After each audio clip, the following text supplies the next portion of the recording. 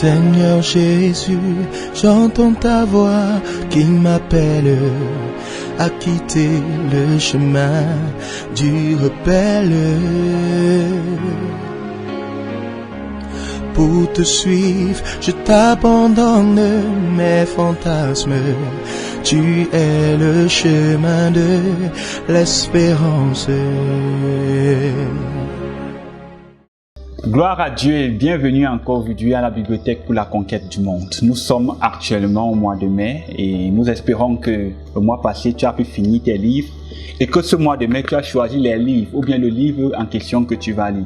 Souviens-toi que tu dois au moins lire un livre par mois, donc nous t'encourageons à finir le livre du mois passé si tu n'as pas encore fini, ou bien à commencer un livre pour le mois de mai si tu n'as pas encore commencé.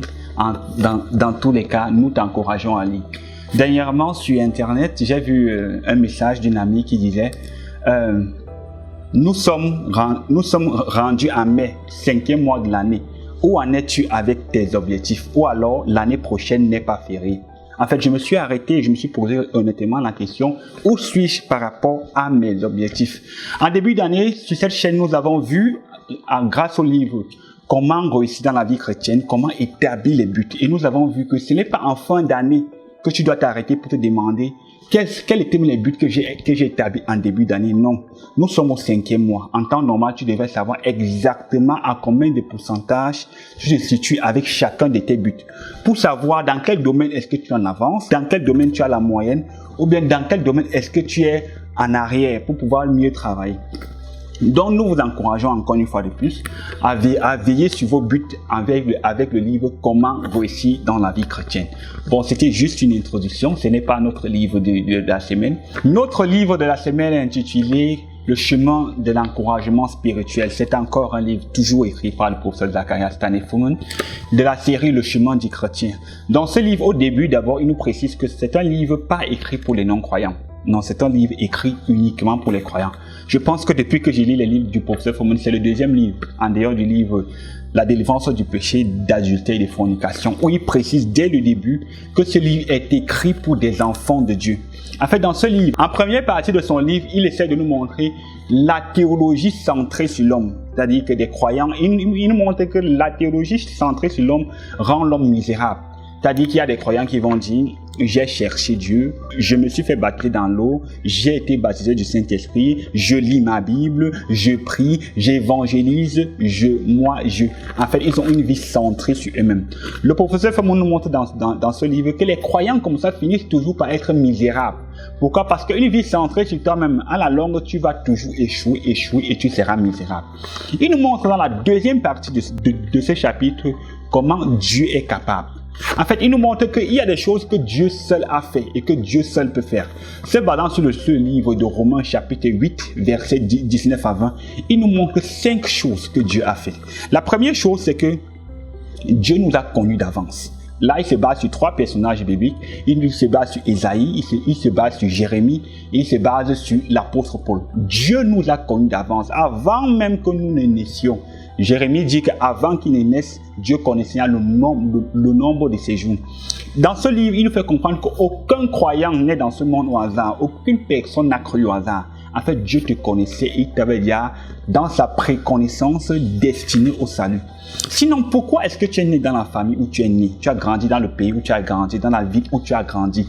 Pourquoi est-ce que ce jour-là, par exemple, tu as reçu ce traité d'évangélisation? Ou bien tu as été invité à cette campagne d'évangélisation? Ou bien telle personne t'avait prêché l'évangile? Pourquoi? En fait, Dieu avait un plan pour toi. Pourquoi est-ce que tu n'es pas né dans un pays fondamentalement musulman ou bien bouddhiste? Pourquoi? Parce que Dieu voulait que tu naisses là où tu es, là où tu es né, que tu grandisses dans les conditions où tu as grandi, que tu rencontres les personnes que tu as rencontrées et que tu sois ainsi mené au salut. Il nous montre ainsi, dans la première chose, comment Dieu nous a connus d'avance. En deuxième lieu, il nous montre comment est-ce que Dieu nous a prédestinés à être semblables au Seigneur Jésus. En fait, dans cette partie, il nous montre qu'il y a des croyants qui cherchent l'argent, qui cherchent la gloire, qui cherchent la santé, qui cherchent beaucoup de bonnes choses. En fait, Dieu peut te donner toutes ces bonnes choses pleinement. Ou bien il peut te donner une de ces bonnes choses. Ou bien ces bonnes choses, les bonnes choses jusqu'à un certain niveau.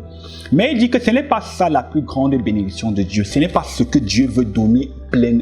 Ce n'est pas en fait la plus grande bénédiction de Dieu à l'endroit du croyant. La plus grande bénédiction de Dieu, ou bien ce que Dieu veut du croyant en fait, c'est que le croyant soit conforme à Christ dans son être et dans son faire. C'est que Christ soit le premier-né d'une génération, si on peut dire ainsi, d'enfants de Dieu qui ressemblent typiquement au Seigneur Jésus. C'est que Dieu veut que nous soyons conformes au Seigneur Jésus-Christ dans notre être et dans notre faire.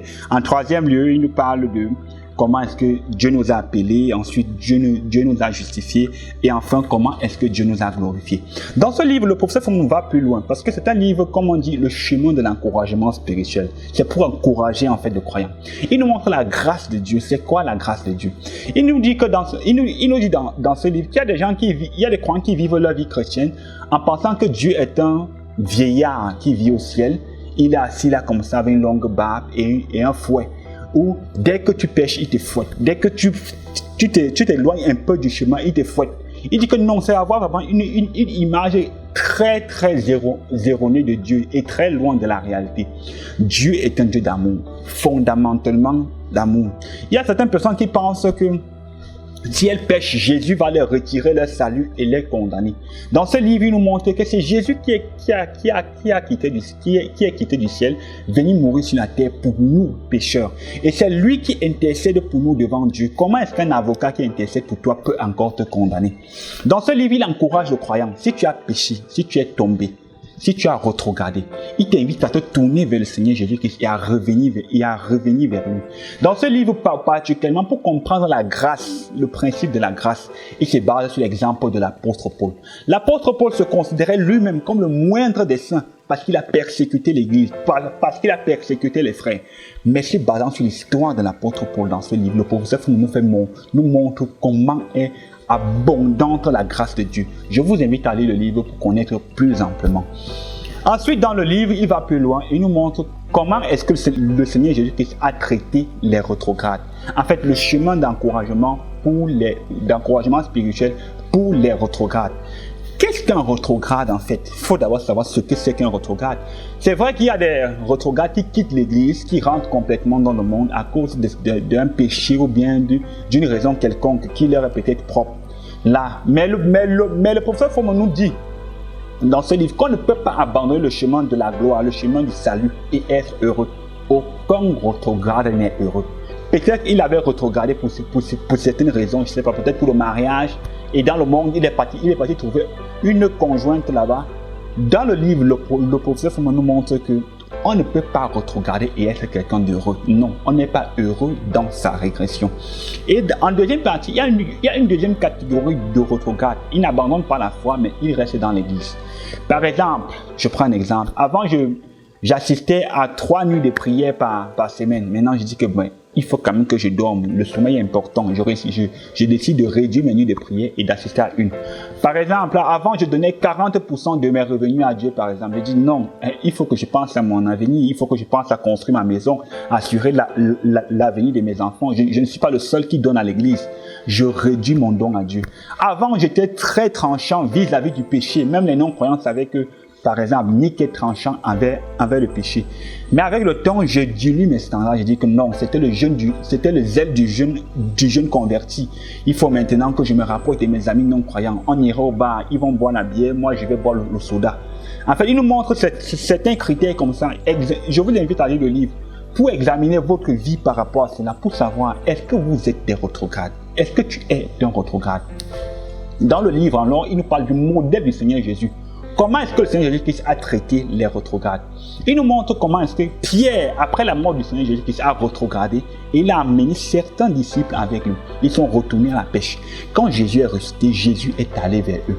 Une des choses qui m'a beaucoup marqué, c'est que Jésus-Christ, quand il est allé vers Pierre, comme dit le professeur Fomon dans le livre, il n'a pas réprimandé Pierre. Il lui dit vraiment, Pierre, tu étais mon homme de main, celui à qui je comptais laisser l'église. Comme tu as rétrogradé là, je vais t'enlever le leadership et le donner à quelqu'un d'autre. Non, Jésus n'a pas fait ça. Une des choses encore plus merveilleuses dans la manière dont le Seigneur Jésus-Christ a restauré les rétrogrades, les disciples qui étaient rétrogrades, c'est que quand Jésus est venu vers eux, il a d'abord rencontré leurs besoins. En fait, ils étaient en train de pêcher et toute la nuit ils ont pêché, ils n'avaient pas attrapé de poisson. Le Seigneur Jésus-Christ a permis qu'ils attrapent le poisson. Le Seigneur Jésus-Christ a même grillé le poisson pour leur offrir. En fait, il nous montre dans ce livre comment gérer les rétrogrades, comment restaurer les rétrogrades.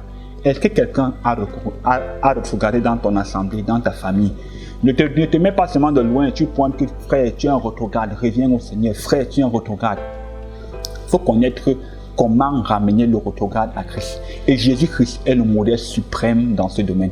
Je vous invite donc à lire le livre pour connaître plus amplement comment ramener un rétrograde au Seigneur Jésus-Christ, comment encourager un rétrograde qui s'est refroidi, un rétrograde à revenir au Seigneur Jésus-Christ. Ensuite, il nous montre la plénitude de l'Esprit ou encore une vie remplie de Saint-Esprit. Comment maintenir une vie remplie du Saint-Esprit? Pourquoi est-ce que c'est même d'abord important d'être rempli du Saint-Esprit? Et ça veut dire quoi être rempli du Saint-Esprit? Comment me préparer à être rempli du Saint-Esprit? C'est ce qui constitue le dernier chapitre de ce livre. Je vous invite à lire. En fait, c'est un tout petit livre. L'édition que j'ai lue était seulement de 90 pages. J'ai pu le lire en un jour. Donc, je vous invite à lire le livre. Si vous êtes découragé dans votre marche avec Dieu, si vous voulez savoir comment traiter avec les rétrogrades, si vous voulez apprendre de la grâce de Dieu, si vous voulez apprendre comment être rempli du Saint-Esprit et quelle est la place du Saint-Esprit dans l'œuvre de Dieu, le livre qu'il vous faut, c'est Le chemin de l'encouragement spirituel. Le professeur Fomon dit qu'il écrit ce livre au Nigeria en 10 jours. Et que lui-même, il était très émerveillé des révélations qu'il recevait de Dieu lorsqu'il écrivait ce livre. Et qu'il a vraiment été encouragé. Je vous assure, c'est un livre vraiment qui encourage dans sa marche avec Dieu.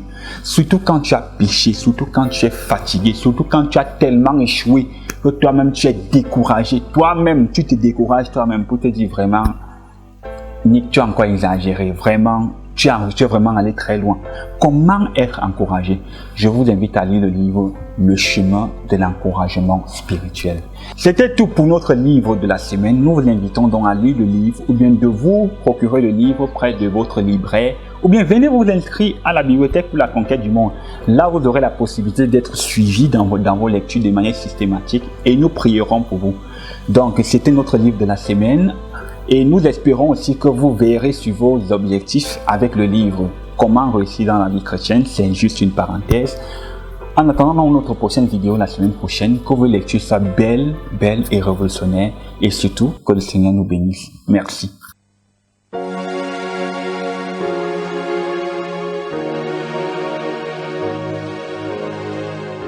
Seigneur Jésus, j'entends ta voix qui m'appelle à quitter le chemin du rebelle.